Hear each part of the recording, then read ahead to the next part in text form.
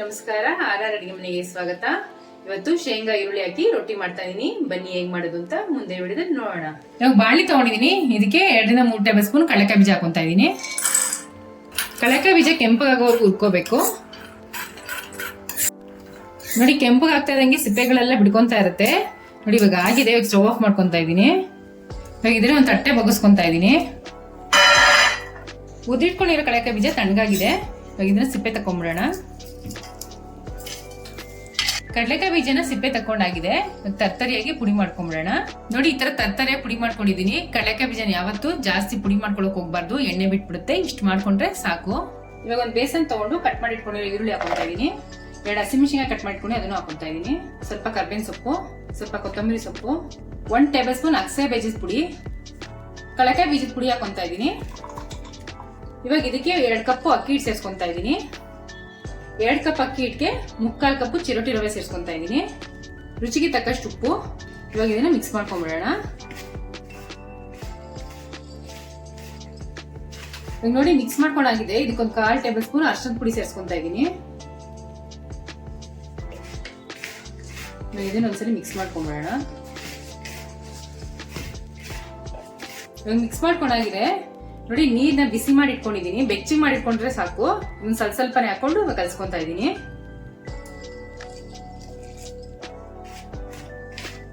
ಬಿಸಿ ನೀರ್ ಹಾಕಿ ಕಲ್ಸ್ಕೊಳ್ಳೋದ್ರಿಂದ ರೊಟ್ಟಿ ತುಂಬಾ ಚೆನ್ನಾಗಿ ಬರುತ್ತೆ, ಸಾಫ್ಟ್ ಆಗಿ.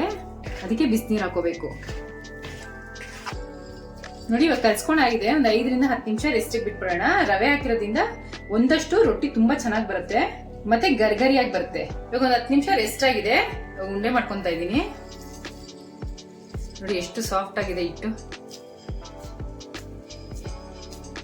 ಒಂದೊಂದೇ ತಟ್ಕೊಂಡ್ಬಿಡೋಣ. ನಾನು ಬಟರ್ ಪೇಪರ್ ತಟ್ಕೊತಾ ಇದೀನಿ. ನೀವು ಬೇಕಾದ್ರೆ ಬಾಳೆ ಎಲೆಯಲ್ಲಿ ಇಲ್ಲಾಂದ್ರೆ ಕವರ್ ಅಲ್ಲಿ ತಟ್ಕೋಬಹುದು. ನೋಡಿ, ಇವಾಗ ಎಣ್ಣೆ ಹಚ್ಕೊಂತಾ ಇದೀನಿ. ಇದಕ್ಕೆ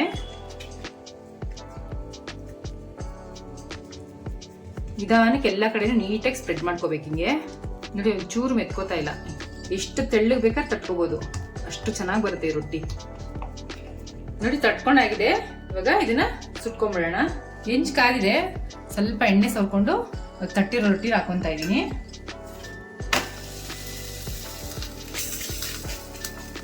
ಈ ತರ ಒಂದ್ಸಲಿ ಟ್ಯಾಪ್ ಮಾಡ್ಬೇಕು. ಅವಾಗ ನೀಟಾಗಿ ಬಿಟ್ಕೊಡುತ್ತೆ.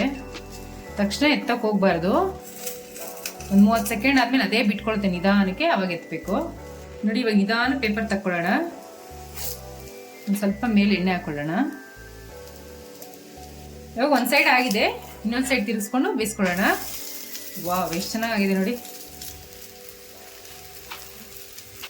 ಮಧ್ಯ ಈರುಳ್ಳಿ ಮತ್ತೆ ಕಡಲೆಕಾಯಿ ಬೀಜದ್ದು ಟೇಸ್ಟು ತುಂಬಾ ಚೆನ್ನಾಗಿರುತ್ತೆ. ತಿಂತಾ ಇದ್ರೆ ಒಂದ್ಸರಿ ಟ್ರೈ ಮಾಡಿ, ತುಂಬಾ ಚೆನ್ನಾಗಿರುತ್ತೆ. ಮಕ್ಕಳು ಲಂಚ್ ಬಾಕ್ಸ್ಗೂ ತುಂಬಾ ಚೆನ್ನಾಗಿರುತ್ತೆ.